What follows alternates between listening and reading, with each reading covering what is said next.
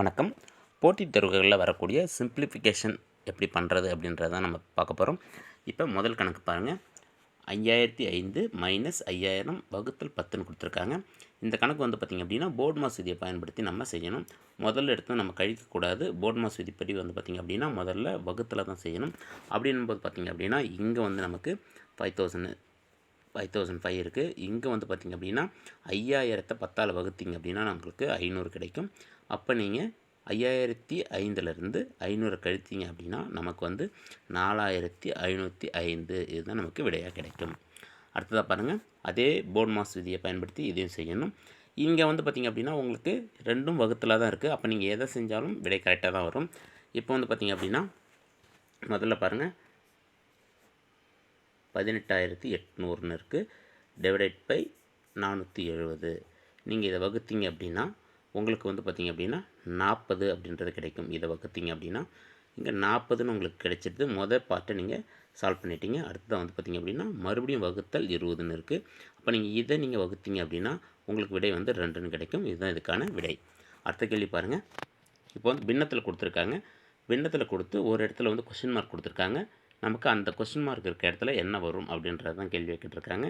இப்போ நம்ம இந்த கணக்கு எப்படி பண்ண போகிறோம் அப்படின்னா, நமக்கு முதல்ல எல்லாமே வந்து பார்த்திங்கன்னா கலப்பு பின்னத்தில் இருக்குது. அதை நம்ம எல்லாமே வந்து பார்த்திங்க அப்படின்னா பின்னத்துக்கு மாற்றணும். அப்போ முதல்ல இருக்கிறத பின்னத்துக்கு மாற்றிக்கலாம். அப்போ 4 1/2ன்னு இருக்குது. நீங்கள் கீழே பெருக்கி மேலே கூட்டிட்டீங்க அப்படின்னா அது பின்னமாக மாறிடும். இப்போ 4 2 8, 8 1 9, 9/2ன்னு மாறிடும். அடுத்த வந்து பார்த்திங்க அப்படின்னா கீழே 18 19/6ன்னு மாறிடும். அடுத்தது வந்து பாருங்கள், இங்கே ப்ளஸ்ஸு, இது கொஷின் மார்க் கொடுத்துருக்காங்க. அதை நம்ம எக்ஸ்ன்னு வச்சுப்போம். இங்கே பாருங்கள், இங்கே அதே போல் பார்த்துனீங்க அப்படின்னா உங்களுக்கு 3 6 6 7, இப்போ 7/3ன்னு வந்துடும். ஈக்குவல் டு அந்த பக்கம் வந்து பார்த்திங்க அப்படின்னா நமக்கு 13 2/5ன்னு இருக்குது. அப்போ நீங்கள் பெருக்குனீங்க அப்படின்னா அப்போ நமக்கு வந்து பார்த்திங்கன்னா 13 5 65 ப்ளஸ் 2, அப்போ 67/5ன்னு வந்துடும். இப்போ நம்ம எல்லாத்தையும் வந்து பின்னத்துக்கு மாற்றிட்டோம். இப்போ நம்ம என்ன பண்ணலாம் அப்படின்னு பார்த்திங்க அப்படின்னா எக்ஸை மட்டும் இங்கே இந்த பக்கம் வச்சுக்கிங்க, கண்டுபிடிக்க வேண்டியது. மீதியெல்லாம் அந்த பக்கம் கொண்டு போகலாம். அந்த பக்கம் இருக்கிறது பார்த்திங்க அப்படின்னா 67/5. அப்போ மைனஸ், மீதி இருக்கிறது எல்லாமே ப்ளஸில் இருக்குது. இந்த பக்கம் வந்ததுன்னா நமக்கு மைனஸாக மாறிடும். அப்போ வந்து பார்த்திங்க அப்படின்னா நமக்கு 9/2. அப்போ பொதுவாக நம்ம மைனஸில் போட்டுக்கலாம். அடுத்து வந்து பார்த்திங்கன்னா 19/6 ப்ளஸ் அதில் என்ன இருக்குது அப்படின்னு பார்த்திங்க அப்படின்னா 7/3. இதுதான் நமக்கு இங்கே இருக்கிறது. இப்போ நம்ம இந்த மைனஸுக்கு உள்ளே இருக்கிற அந்த ப்ராக்கெட்டுக்குள்ளே இருக்கிறது எல்லாத்தையும் நம்ம கூட்டிக்கணும். 7/3. இப்போ நீங்கள்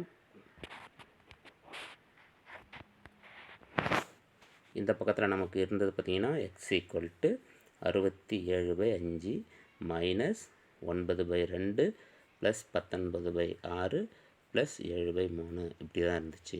இப்போ நீங்கள் உள்ளே இருக்கிறதுக்கு எல்லாத்துக்கும் நீங்கள் எல்சிஎம் எடுத்துட்டிங்க அப்படின்னா நமக்கு ஈஸியாக முடிஞ்சிடும். இப்போ பாருங்கள் 2 6 3ன்னு இருக்குது. இப்போ 2 6 3, இதுக்கு நீங்கள் எல்சிஎம் எடுக்கணும். 2ஆல் பொதுவாக வைக்கலாம். அப்போ 3. மறுபடியும் நீங்கள் 3ஆல் வைக்கலாம். 1 1 1, அப்போ 2 6. அப்போ 6 தான் உங்களுக்கு வந்து பார்த்திங்க அப்படின்னா எல்சிஎம். அப்போ நீங்கள் 6 வரப்போல் மேலேயும் கீழையும் நம்ம பெருக்கணும். இங்கே பாருங்கள், 6 வரணும் அப்படின்னா கீழையும் மேலேயும் 3ஆல் பெருக்கணும் அப்படின்னா 27/6ன்னு வந்துடும். இங்கே பார்த்திங்கன்னா 6 இருக்குது கீழே, அதனால் 19/6 இப்படியே வந்துடும். இங்கே பார்த்திங்க அப்படின்னா 2ஆல் பெருக்கலாம். 2ஆல் பெருக்கிங்கன்னா மேலே 14, கீழே வந்து பார்த்திங்க அப்படின்னா 6ன்னு வந்துடும். இப்போ பாருங்கள், எக்ஸ் ஈக்குவல் டு 67/5. இங்கே நீங்கள் மேலே இருக்கிறது எல்லாத்தையும் கூட்டிக்கலாம். கீழே 6 பொதுவாக இருக்குது. அப்போ நமக்கு என்ன விடை வரும் அப்படின்னு பார்த்திங்க அப்படின்னா 60/6 இப்படி வந்துடும் நமக்கு. இப்போ நீங்கள் வந்து பார்த்திங்க அப்படின்னா 67/5 இதை நீங்கள் அடிக்கலாம். அடிச்சிங்கன்னா -10. இதை நீங்கள் என்ன பண்ணலாம் அப்படின்னு பார்த்திங்க அப்படின்னா சால்வ் பண்ணிங்க அப்படின்னா நமக்கு வந்து இதை இங்கே பெருக்கிங்க. 60 10ஆல் பெருக்கினீங்க அப்படின்னா 67 மைனஸ் 50 அப்படின்னு வந்துடும். 50/5. அப்போ நீங்கள் கழிச்சிங்க அப்படின்னா உங்களுக்கு 17/5 அப்படின்றது விடையாக வரும். எக்ஸ் ஈக்குவல் டு 17/5 அப்படின்றது வரும். நீங்கள் உங்களுக்கு விடை கலப்பு பின்னத்தில் கொடுத்துருந்தாங்க அப்படின்னா நீங்கள் அதையும் வந்து பின்னத்தில் மாற்றிக்கலாம், கலப்பு பின்னமாக மாற்றிக்கலாம். நமக்கு வந்து கிடைச்சது வந்து பார்த்திங்க அப்படின்னா கடைசியாக கிடைச்சது 17/5.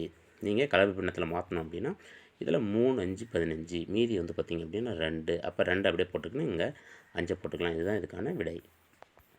அடுத்ததாக பாருங்கள், அடுத்த ஒரு கேள்வி கொடுத்துருக்காங்க. அதே போல் கேள்வி தான், ஈஸியான கேள்வி. இப்போ வந்து பார்த்திங்க அப்படின்னா எக்ஸ் கண்டுபிடிக்கணும். 5 மட்டும் இங்கே வச்சுக்கோங்க. 5 இன்ட்டு தெரியாத இடத்துக்கு 4வது கணக்கில் எக்ஸ்ன்னு வச்சுக்கோங்க. இது முதல்ல நீங்கள் வகுக்கலாம். 80/42/4. நீங்கள் இதால் வகுத்தீங்க அப்படின்னா உங்களுக்கு வந்து பார்த்திங்க அப்படின்னா 20/10.5 கிடைக்கும். ஏன்னா வந்து பார்த்திங்கன்னா 8ல் 2 நாள் இருக்குது. அடுத்து வந்து பார்த்திங்கன்னா 0. அப்போ 4ல் 1 நாள் போட்டுக்கலாம். இப்போ 1. அப்போ 2ஆல் வகுக்க முடியாது. அப்போ 0 போட்டு வகுத்திங்க அப்படின்னா 0.5. இதுதான் நமக்கு வந்துடும். இப்போ நமக்கு கடைசியாக கிடைச்சது வந்து பார்த்திங்க அப்படின்னா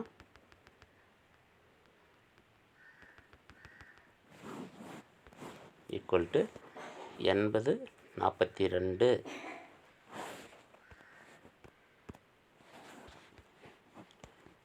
5